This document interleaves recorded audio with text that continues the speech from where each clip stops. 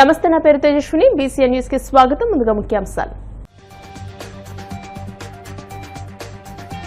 ఉప ముఖ్యమంత్రి పవన్ కళ్యాణ్ తో వీహెచ్పీ ప్రతినిధులు భేటీ. రాష్ట్రంలో దేవాలయాల నిర్వహణ, అభివృద్ధి, ధార్మిక ప్రచారం, సేవా కార్యక్రమాలపై చర్చ.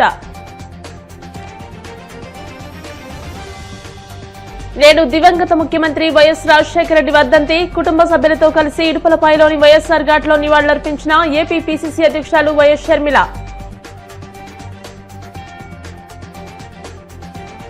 కూటమి పాలనలో టీటీడీ పాలక మండలి భక్తుల సేవ మరిచి వ్యాపారుల సేవలో మునిగిపోయింది. వైసీపీ రాష్ట్ర అధికార ప్రతినిధి భూమన కరుణాకర్ రెడ్డి ఆగ్రహం.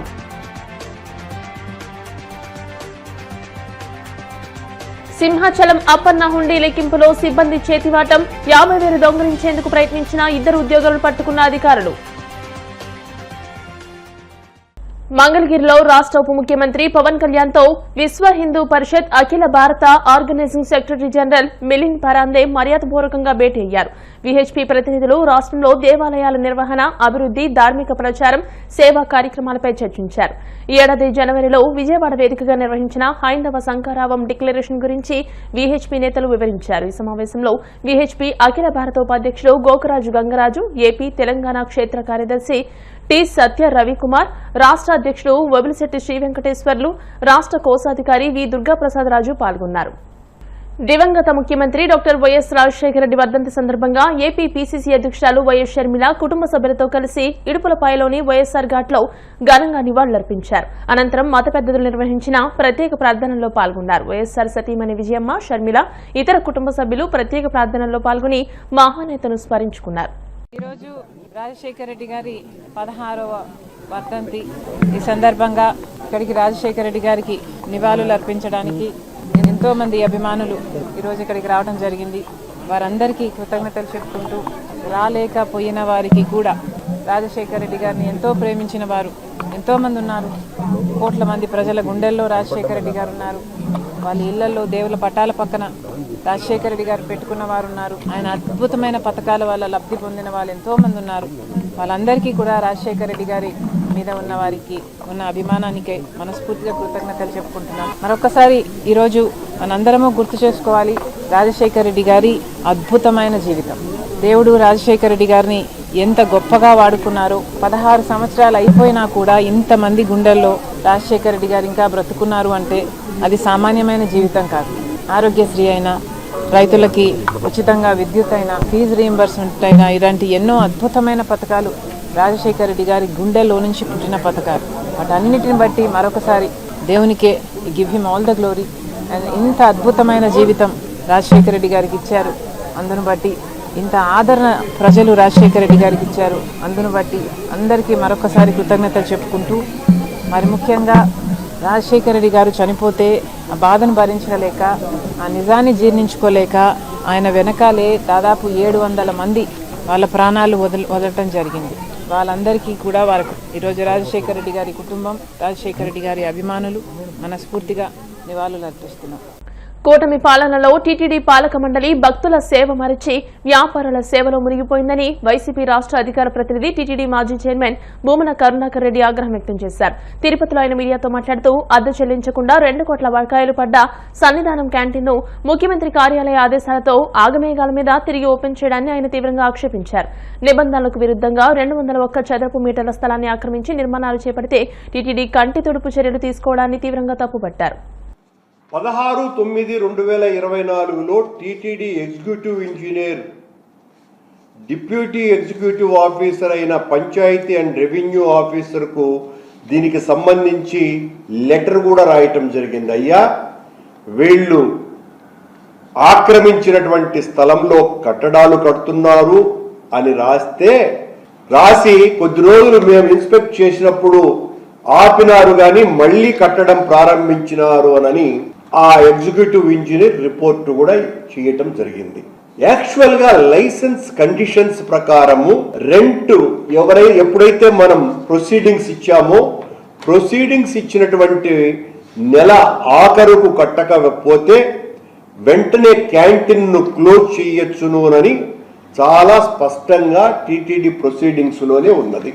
అయినా ఈ సన్నిధానం క్యాంటీన్ పట్ల టీటీడీకి ఎందుకు ఇంత అవ్యానుజరాగమైనటువంటి ప్రేమ ఉన్నది? మూసేసిన క్యాంటీన్ను ఎందుకు తెరుస్తున్నారు? తెరిచినటువంటి క్యాంటీన్కు మళ్ళీ 2,85,00,000 వాళ్ళు బాకీ ఉన్నారు అని తెలిసినా ₹1 కోటి వాళ్ళ చేత కట్టించుకున్నారు. అంతే కూడా కాకుండా వాళ్ళు అదనంగా ఆక్రమించినటువంటి చెట్లలో 15 చాలా పెద్ద చెట్లను కొట్టివేశారు అన్నటువంటి రిపోర్టు కూడా ఉండినా, ఎప్పుడైతే సీఎం ఆఫీస్ నుంచి ఉత్తరం వచ్చిందో వెంటనే అటవీ శాఖ అధికారులు అక్కడ 4 అకేషియా చెట్లున్నాయి, వాటిల్ని కొట్టినాము అని చెప్పినారు. అక్కడ చాలా మంచి చెట్లు ఉంటే అకేషియా అనేటువంటి ఒక పనికిమాలిన చెట్టును, అది ఎప్పుడో టీటీడీనే నిర్ణయం తీసుకుంది ఇలాంటి చెట్లను కొట్టేయాలని, ఆ అకేషియా అనే ముద్దు పేరు పెట్టి అకేషియా చెట్లను కొట్టినాము అని చెప్పటం జరిగింది. ఇది సీఎం గారు లెటర్ రాసిన వెంటనే జనవరిలోనే వీళ్ళు ఓపెన్ చేసుకున్నారు. కానీ టీటీడీ వాళ్ళు 1/4/25 రీఓపెన్ చేసినట్టుగా రాసుకున్నారు. అంటే ఆ 3 నెలలు క్యాంటీన్ నిరాఘాటంగా జరిగింది. ఇదంతా మతలబో చూడండి. కాదని ఇప్పుడు వాళ్ళు అనొచ్చు, కానీ ఆ 3 నెలల కరెంటు బిల్లును ఎంక్వైరీ చేస్తే వాస్తవం ఏంది అన్నది బయటపడిపోతుంది. ఎంక్రోచ్మెంట్ను ఈ రకంగా ఏం చేసింది టీటీడీ? సీఎం గారి నుంచి లెటర్ వచ్చిన తర్వాత ₹50,000 నెలకు ఎంక్రోచ్మెంట్కు ఫీజుగా నిర్ణయించింది. ఈ క్యాంటీన్ నిర్వాహకులకు, యజమానులకు సేవ చేస్తున్నారు. ఇలా ఇంకెన్ని వస్తాయో బయటికి అవన్నీ కూడా వెలికి తీస్తాము, ఖచ్చితంగా నిలదీస్తాము. ఇలాంటి అక్రమాలను ఎట్టి పరిస్థితుల్లోనూ సాగనివ్వము అని తెలియజేస్తున్నాం. సింహాచలం శ్రీ వరాహలక్ష్మీ నరసింహస్వామి వారి హుండీ లెక్కింపులో సిబ్బంది చేతివాటం ప్రదర్శించారు. పరకామణి కేంద్రంలో 50,000 దొంగిలించేందుకు 2 ఉద్యోగులు ప్రయత్నించారు. ఈవో త్రినాథరావు సీసీ కెమెరాల్లో గమనించి వారిద్దరిని పట్టుకున్నారు. వారిని విధుల నుంచి తప్పించి గోపాలపట్నం పోలీస్ స్టేషన్కు ఫిర్యాదు చేశారు.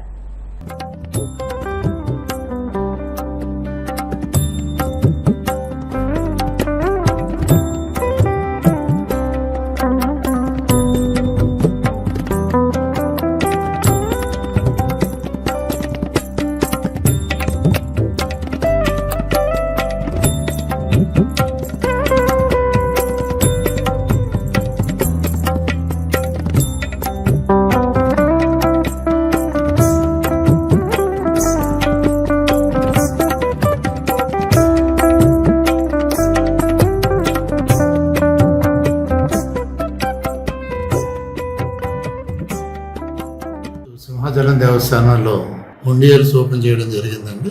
ఆ సందర్భంగా 12-15 సమయంలో ఈ దేవస్థానంలో పనిచేసిన రెగ్యులర్ ఎంప్లాయీ కొనతాల రమణ, అలాగే అవుట్ సోర్సింగ్ కంప్యూటర్ ఆపరేటర్గా పనిచేసిన సురేష్. అంటే ఈ రమణ అన్న ఆయన కాగితాలు వేస్ట్ పేపర్లో చుట్టి ఒక బండిలు సురేష్కి ఇవ్వడం. సురేష్ ఏమో అక్కడ హుండీ ఏదైతే ఓపెన్ చేస్తామో ఒక కీసు సెట్ దేవస్థానం వారి దగ్గర ఉంటుంది, ఒక సెట్ ఏమో ఈసీ ఆఫీస్ నుంచి వచ్చే వాళ్ళ దగ్గర ఉంటుందండి. ఆ ఒక బ్యాగులో వెళ్ళి పెట్టడం జరిగింది.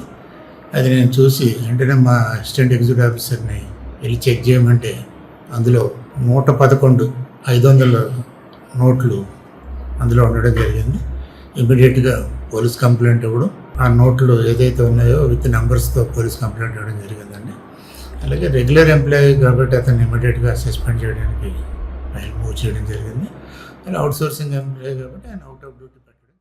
కర్నూలు ఉల్లి కిలో ₹12 ధరకు కొనుగోలు చేయాలని పశ్చిమ గోదావరి జిల్లా కలెక్టర్ నాగరాణి జేసీ రాహుల్ కుమార్ రెడ్డిలు వ్యాపారులకు సూచించారు. తాడేపల్లిగూడెంలోని ఛాంబర్ ఆఫ్ కామర్స్ హాల్లో ఉల్లి అధికారులతో కలెక్టర్ అత్యవసర సమావేశాన్ని నిర్వహించారు. తాడేపల్లిగూడెం పరిసర ప్రాంతాల్లో ఉన్న కళాశాలలు, యూనివర్సిటీలు, నిట్, స్కూల్, హాస్టల్స్, ప్రభుత్వ హాస్టల్స్ లో కర్నూలు ఉల్లి వినియోగించేలా చర్యలు చేపట్టాలని అధికారులను ఆదేశించారు. కార్పొరేట్ మాల్స్ లో కూడా కర్నూలు ఉల్లిని విక్రయించే చర్యలు తీసుకోవాలని సూచించారు.